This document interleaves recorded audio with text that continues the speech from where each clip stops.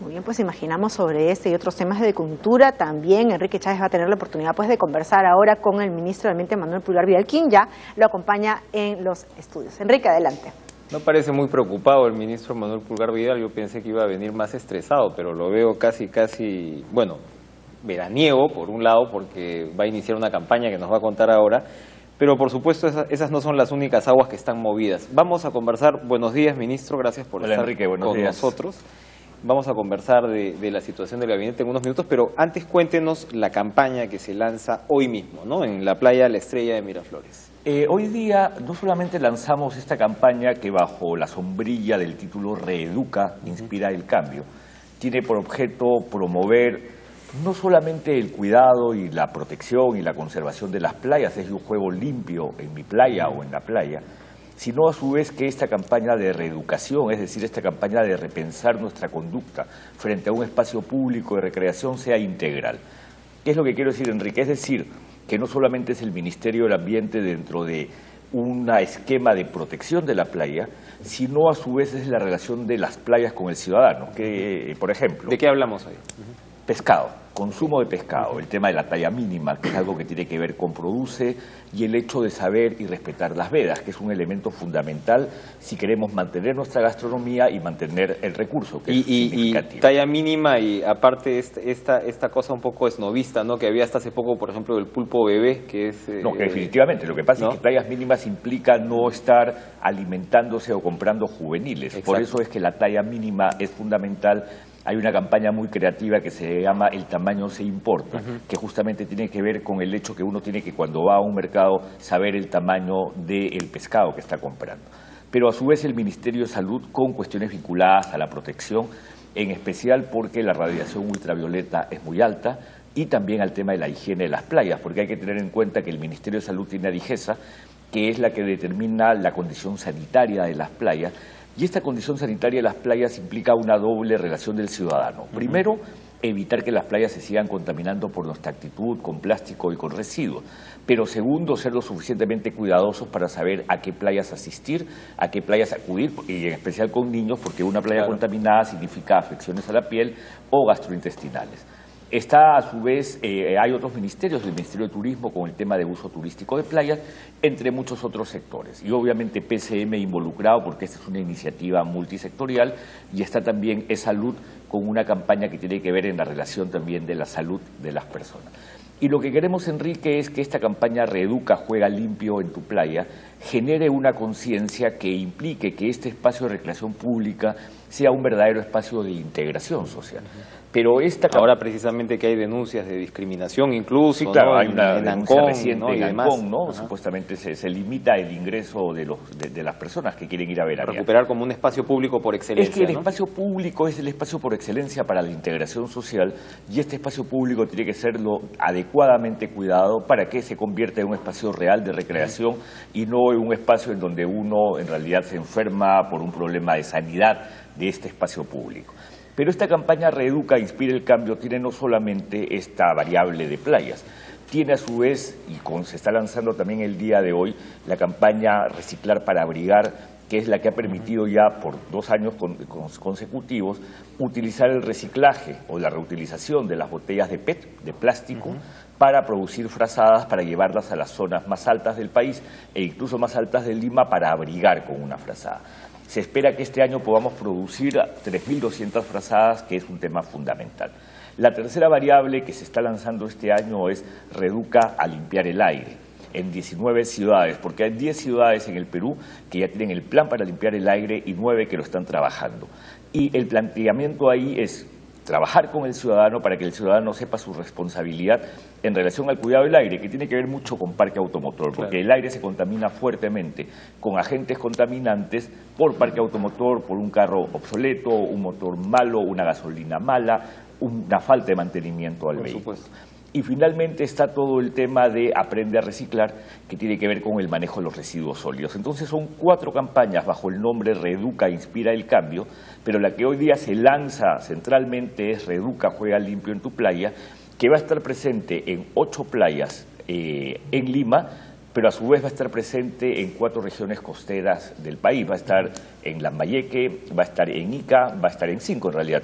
Va a estar en La Libertad, en Lambayeque, en Ica, en Lima y me parece que las costas también de la región Ancash. Entonces tenemos un conjunto de playas en donde se va a trabajar todo el año, de manera tal que esta no sea solo una campaña limeña, sino una campaña nacional para el cuidado de las playas. Qué bueno, definitivamente campañas con las cuales todo el mundo tiene que estar de acuerdo, pero si le parece nos vamos a mover a aguas un poquito más movedizas. Listo, entremos al mar ahora. Entremos al mar, entremos al altamar. ¿Cómo se está procesando dentro del gabinete la propuesta de la primera ministra de abrir un poco la cancha al diálogo político? No es la primera vez que se hace, evidentemente el ambiente está crispado, hay políticos de oposición que dan a entender de alguna manera que ya es un poco tarde para que hablemos de esto, hay una moción de censura cocinándose incluso en el Parlamento. ¿Cómo se va a procesar esto? Ana Jara, que es una persona a la que yo le tengo mucho aprecio, con Ana Jara ingresamos a este puesto de ministros en diciembre del 2011, hace más de 3 años, somos los 2 ministros más antiguos, es una persona que tiene una gran vocación para el diálogo. Y en este tema del diálogo, esto creo que hay que tratarlo con mucha madurez, porque el diálogo, más que una invitación o una invocación, es o no es una realidad. Y lo que yo creo que existe en Ana Jara como premier es la voluntad no de estar invocando, sino la voluntad de dialogar. En realidad, aquí entramos a veces al juego político de te invito a dialogar, no quiero dialogar. Claro, pero que al final, ¿no?, queda como una especie de coreografía que la gente no entiende muy bien a dónde lleva. Al final, ¿no? el punto creo que es la voluntad de cada persona de ser dialogante o no. Yo personalmente me considero una persona dialogante y claro, si al frente tienes una persona dialogante se dialoga y si no, no se hace. Entonces yo creo que en realidad hay que actuar con mucha madurez. El diálogo tiene que ser el principio, no la invitación. O sea, el diálogo es el principio de la vida política de un país. Por supuesto, ¿no? Porque justamente que a veces la se ve vida como una política de un país, como... obviamente, de un país democrático. La vida política de un país democrático se sustenta en distintos partidos políticos o movimientos políticos, en distintas personalidades que son la que representa a cada partido político y en individuos. Y por lo tanto el diálogo es el principio esencial de la democracia y no se tiene que estar invitando o negando o rechazando. Sí, el que es dialogante es dialogante y se sentará a hacerlo. Además, el que está en política y no es dialogante, en realidad creo que no está capacitado para estar en política. En realidad el diálogo es una cosa que no necesita más invitaciones, el diálogo necesita ejecutarse y punto. Ahora, pero la interpretación de la prensa y también de buena parte de los políticos de oposición, la narrativa que se arma para justificar, según ellos, pues, por ejemplo, una moción de censura es: la primera ministra se quedó sin autoridad, la primera ministra le movieron la cancha, Urresti ha estado en una batería de tweets precisamente no dialogantes, ¿no?, respondiendo si se quiere o no, en fin, al que le guste, ¿no?, pero definitivamente no dialogantes, de agresión contra la oposición, y la ministra se quedó sin piso. ¿Es eso verdad dentro del gabinete o la ministra dejó hacer? No, yo creo que la primera Ana Jara tiene autoridad, la primera Ana Jara es nuestra jefa, es la presidenta del Consejo de Ministros, nosotros respondemos a sus indicaciones y yo creo que todo este escenario político se irá aliviando. Al final, por encima de todo está el país, está el futuro del país y el futuro del país implica no solamente su crecimiento económico, la paz social, sino también implica la armonía en el escenario político. Yo estoy seguro que esta armonía en el escenario político se va a alcanzar. Obviamente, y creo que acá no voy a hablar tan solo como ministro, sino también como ciudadano, todas estas informaciones sobre quién está tomando fotografías indebidas o haciendo escuchas indebidas se tiene que investigar y yo personalmente digo, yo espero ver a estas personas en la cárcel. Yo creo que es necesario tener respuestas de qué está ocurriendo en ese sentido, porque cualquier ciudadano las va a exigir.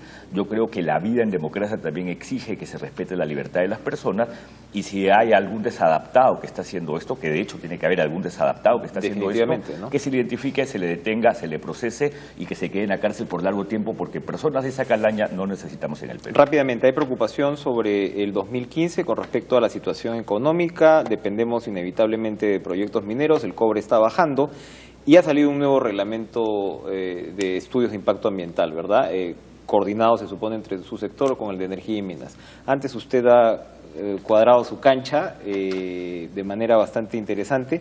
¿Qué ha pasado ahora? ¿Está usted conforme con el resultado final? ¿Cuáles son las novedades principales? Obviamente, como lo dije en su oportunidad, el reglamento ambiental de hidrocarburos y el reglamento ambiental minero, que ya se promulgó hace varios meses, ha sido el resultado de una concertación entre dos sectores y obviamente una concertación difícil, me imagino. Concertación muy difícil, pero eso es obvio, claro, es que es natural son que casi... en la relación de un sector como el ambiente y un sector productivo como minería, hidrocarburos o electricidad hayan tensiones. Felizmente las existen, porque si no las existiese significa que alguien está haciendo mal su tarea. Por lo tanto, esos reglamentos son resultado de la concertación. Pero yo le digo una cosa, es claro que los reglamentos están, la inversión en el sentido de reglas ambientales, claro, la flexibilización no existe como principio. Lo que sí existe es la eficiencia y la eficacia del Estado en resolver procedimientos. A eso se apunta y eso no significa flexibilizar, significa asumir la responsabilidad del Estado para cumplir con los plazos adecuados para los distintos instrumentos que están en la gestión ambiental de un país. Pero lo que le quiero decir es, lo que te quiero decir, Enrique, es tenemos los reglamentos, las reglas ambientales están claras.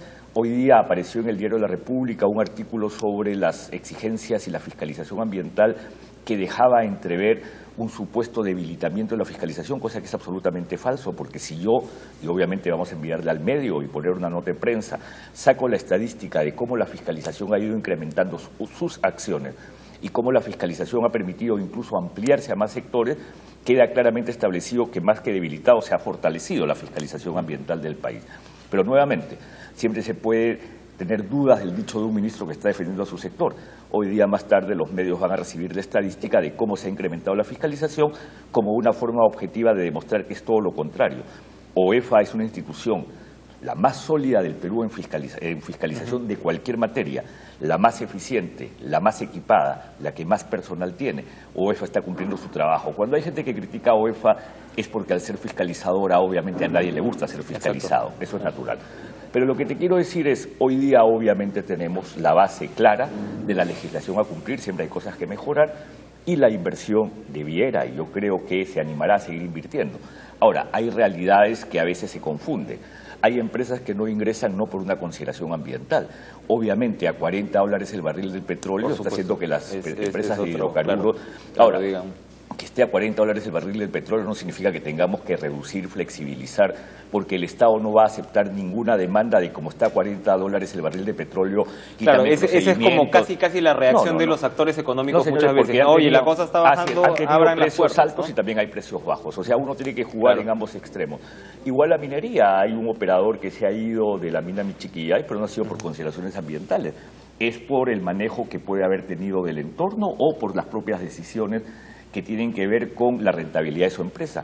Que Yabeco está pendiente, no por ninguna consideración ambiental, que Yabeco está pendiente porque una empresa por rentabilidad no ha tomado la decisión para ingresar. Entonces, yo creo que se necesita, y muchas fuerzas mayor de empresas de hidrocarburos que retrasan sus operaciones, no tienen ninguna consideración ambiental.